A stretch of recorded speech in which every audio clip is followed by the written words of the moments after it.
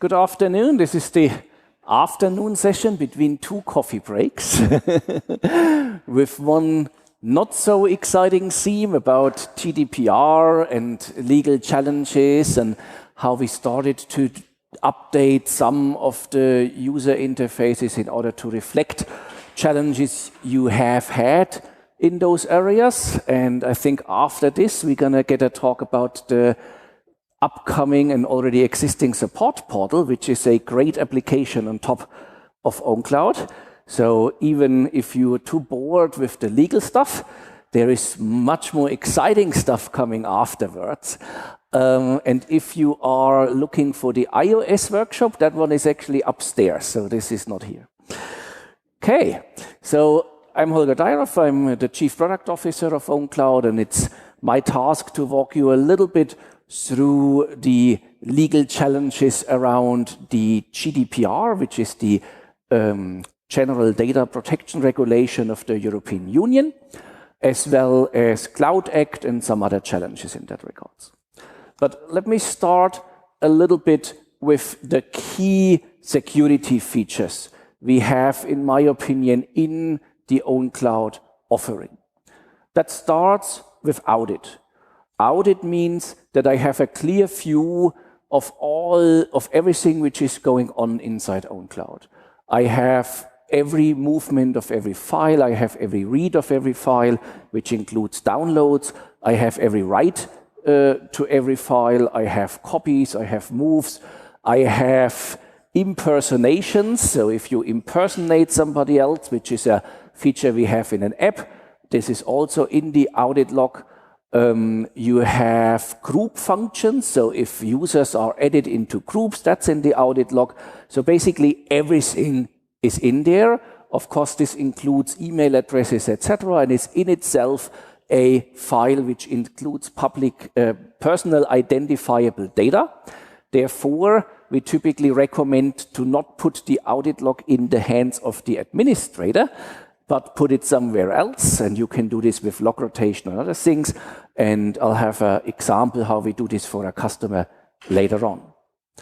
The second important security feature for me is transparency. Transparency means that 100% of our code is available. Even if it's part of the enterprise modules for you as customers, it is available, so you can always have that source code. The source code is also available during the trial period, which everybody can have for 30 days on our marketplace. So the code is open, it can be looked at. You can do static code analysis, you can do security audits and all kinds of things. Typically, for most of you, that's probably too much and too expensive, but we have quite some customers who have actually gone through that. Yeah? We have customers in the defense industry, we have customers in other security industries who have gone through such kind of code audits for themselves, which of course is only possible because that code is available. The third important security feature I see is an interaction between our desktop sync client and the server. That's called file integrity checking. That is based on checksums. So we keep a checksum on the server side, we have a checksum generated on the desktop side, and after the download or the upload has happened, we compare if actually the same file arrived which the desktop has sent and the other way around. So this file integrity checking is rather unique to ownCloud, and for us that's a pretty important security feature.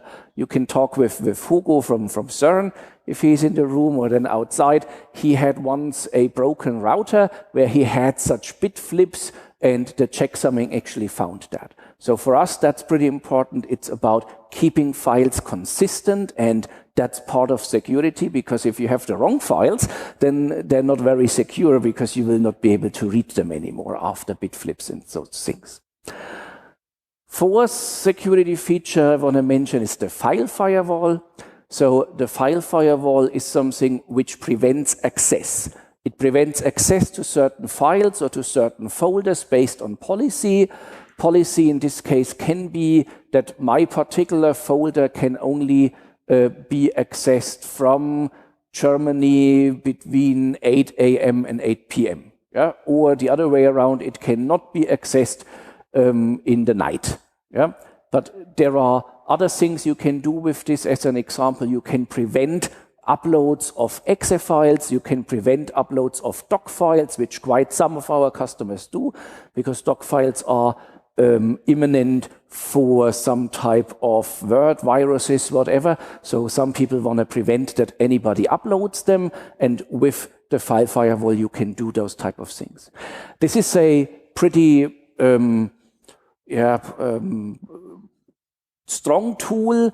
It can be programmed using regular expressions, but for some things there are also graphical user interfaces. But if you want to do it very intensively, then you can study how this thing can also be programmed. And we're using this for quite some of our customer use cases. And fifth, our encryption architecture. Encryption has typically 3 stages. Stage 1 is one which is pretty much default, which is encryption in transport. So HTTPS is typically used, TLS is typically used for that. So in order to make sure that in transport your files keep secure, that's something which is used by default. Second is encryption at rest. So if you have storage which maybe other administrators outside of the ownCloud group take care of, then you can have a master key encryption or a user-based key encryption. We really recommend master key encryption only at this time, because the user key encryption has quite some challenges, including group management. So master key encryption means that we use a key which only the ownCloud server knows of, which then means that all files are encrypted and then put into the outside storage. That's very common. For some customers, we have enhanced this to actually use a key which is in an HSM. So HSM is a hardware security management device where such keys can reside, and then the private key is not delivered to ownCloud, and the master key really sits in this HSM only. And then the third area of encryption is end-to-end encryption. This is where a partner of ours has developed a solution which we call end-to-end encryption for ownCloud Enterprise. And with that, we're able to actually encrypt on the client side. And this also includes an Outlook plugin as a solution. And if for very secure environments where you have private keys on smart cards or YubiKeys, the key actually does never have to leave that device. So you can have your Windows PC, you can put a YubiKey in there, and then you have the encryption being steered from that smart card. And this is all great things and all tools we can use to make sure our systems are more secure, and also to make sure that some of the GDPR requirements and other requirements are taken care of. So with that, let's go in a little bit more detail into the GDPR. So that's the General Data Protection Regulation.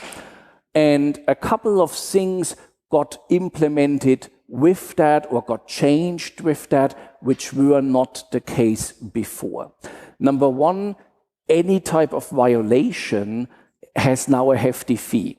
That hefty fee is up to 4% of your revenue, up to 20 million euros, actually quite high. It can be up to 20 million euros or 4% of your revenue. So pretty high fees can be put on you for any violations of this.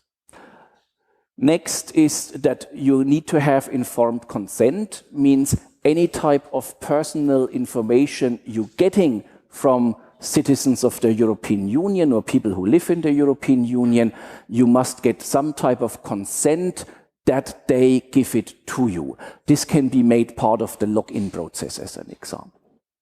You need to notify any of the people if data breaches have happened to you. The users have a right to access data, means they can ask you as an operator of an ownCloud platform to actually give them all the personal information you have put in there. They can also request that all their personal information is deleted. Mostly, in our case, this includes contact information, but this can also include things they have uploaded into the file area, depending on the contractual relationship between you as a provider of the platform and the actual users. And you have to follow a privacy by design approach, which means you have to ahead think about those things and show that you have done certain things like put a privacy policy in place. The other challenge we have from a legal perspective, in our mind, this affects us quite a bit, is what's called the Cloud Act. So that's a legislation from the United States where basically the US Congress has decided that they now have a right for American governments or American government agencies to get any data of any user, even if this is located in the European Union. So before that, there was a fight and other legal things going on. In the concrete example, it was Microsoft, which was operating a data center in Ireland, and the United States government agency was asking for an email from a particular person, which was hosted in Ireland from the local Microsoft subsidiary. And then there were court decisions back and forth, but then in the spring 2018, the US Congress put this law in place, and Microsoft was forced to hand this email over. So basically, any type of personal data, actually any type of data, which is stored on servers which are operated by non-European or by European subsidiaries, even of American companies, and often enough you will not know the exact legal relationships. All of those files can theoretically be accessed, even without your knowledge, because under many American laws, you are not required to be given notice that your data has been accessed and has been given to the government. This is a rather challenging thing. Of course, it might or might not conflict with GDPR, with the data protection rules we have. This is really up in the air. There is no clear ruling from anybody on this at this time, but we see it as very challenging. In addition, there is also an additional paragraph in there which allows the president to do bilateral agreements with other countries to get the same rights as the US American agencies would get. Yeah? And we think really that the only way against or to prevent access through the Cloud Act on any data which you want to protect there is by hosting it either yourself or by hosting it in a European Union-owned environment where you have a clear contractual agreement that that's actually the case. And when Tobias was talking earlier this morning about ownCloud Online, that we're going to host ourselves, this was certainly one of the drivers there, because we are a European-owned company, actually a Germany-owned company, and therefore we're able to give that type of protection to users who don't want to host by themselves, or you don't have the capabilities to host by themselves. Yeah, there is really some challenges between this Cloud Act and the GDPR. Again, this is a little bit of quite complex. It might or might not be a challenge. The ruling is probably out in 2 or 3 years or whatever.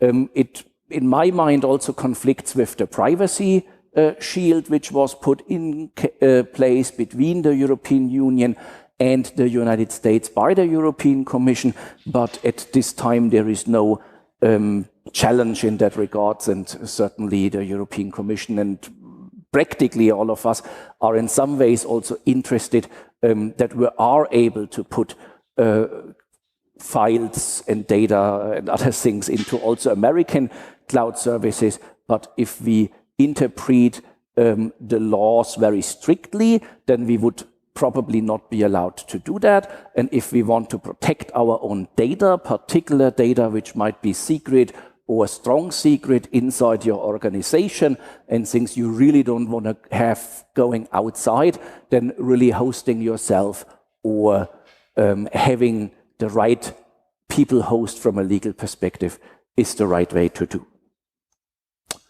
Yeah, so what can we do against those challenges of the GDPR or the Cloud Act? And there are a couple of things we can do. Number one is probably use the encryption tools we have put in place in ownCloud. Depending on your classification of those personal identifiable data you have gotten from your users or you have contractually agreed to get from other organizations, you should think about which parts of those should be encrypted and in which way they should be encrypted. So some of our customers have gone ahead and they have two ownCloud instances. They have one ownCloud instance which is very normal ownCloud as you know it. They have a second one where they have put master key encryption in place, which has, of course, some additional performance overheads. And they are using this second system for the HR department or for the board meetings and those type of things, or for mergers and acquisition activities. They use the second ownCloud basically for everything where they want to make sure that even the administrators have a tough way to access the data. Yeah? On the non-encrypted ownCloud without encryption at rest, you as an administrator can at any time go to the file system and just look at the files. It's rather easy to do. Yeah? On this other system, they are able to have things more restrictive and they have special user groups like the HR department or their executive board team there. So that's one way to do it. Another way is if you deal with data which include sexual orientation or political orientation or other things from people, then you might want to encrypt that even further, and you might want to have a look at our end-to-end encryption offering we have. And that's for, again, for special type of data. I would typically not recommend to do this all the time, but as an example, if you are a doctor who deals with health data and you want to use this outside of the place you actually operate in, then end-to-end encryption is probably the right way to do and the only legal way to deal with health data from your patients in a proper way. Okay? So you need to think about what data do I have, how do I want to protect this data, and in any case, we want to make sure whatever you decide you want to protect it with and how strong you want to protect it, we want to make sure you can put it inside ownCloud. That's the idea we have. Yeah, the integrity is certainly important. We talked about that before, and this is also a requirement under GDPR, interestingly, that you have to make sure that there are integrity things and that there is a resilience of the system. You have to define by yourself what that means. If that means for you that integrity and resilience under the GDPR means you have to have high availability with 20 milliseconds flip over, then we and our partners are able to put ownCloud up in that type of manner. It really depends on what your needs are in that regard. You have to keep the systems available. You have to make sure people continue to have access to it. That's rather easy to do. And you have to have transparency and you have to be clear what the procedures are to do certain things. So that's where you have to do quite some documentation. We also, and this is also our web page, and I'm sure if you contact me, I'll make the slide available because would be too long if I go through that step by step now. There are different articles of the GDPR which basically are asking for certain things you need to do. And we've put together how we're going to solve that particular challenge. So if you need this for your documentation, we have a little brochure on our webpage about GDPR, and you can put that in the documentation you need to keep in order to show people when they ask, so how you protect personal data inside ownCloud, you tell them this is how I do it. Yeah? Very easy, very straightforward. As said, an important piece is really to know where your data is located. The GDPR says typically it must be inside the European Union if there is not an agreement, etc., etc. Sometimes you might also have to deal with data like health data or defense industry data, which must stay in a particular country. So for that type, we really recommend to use our federation functionality. So federation means that I have 2 or more ownCloud servers, and they can connect with each other, but the data resides at the original server. So if I make data accessible to you from a server in Germany and you are located in the United States, this data actually stays in Germany as long as you just look at it and don't download it. And you can do this with the PDF viewer. You can do this with the different collaborating editing functions we have, like Collabora Only Office or the new upcoming Microsoft tooling in that regard. And as long as this data stays on this server, it doesn't matter where it's accessed from. It's data which is located in Germany. And with federation, you can also make sure that other users of other ownCloud servers can access such data, while you still don't have to worry about the actual data location, because it will still stay in the country the original server resides in. And if you host yourself, or if you do outsource the hosting of ownCloud and you don't do it in your own data center, please make sure that under GDPR rules you're required to put it in the European Union or in a location where you can do adequate legal protection to the data. And then inside ownCloud, we have started to do a couple of things which make it easier for you.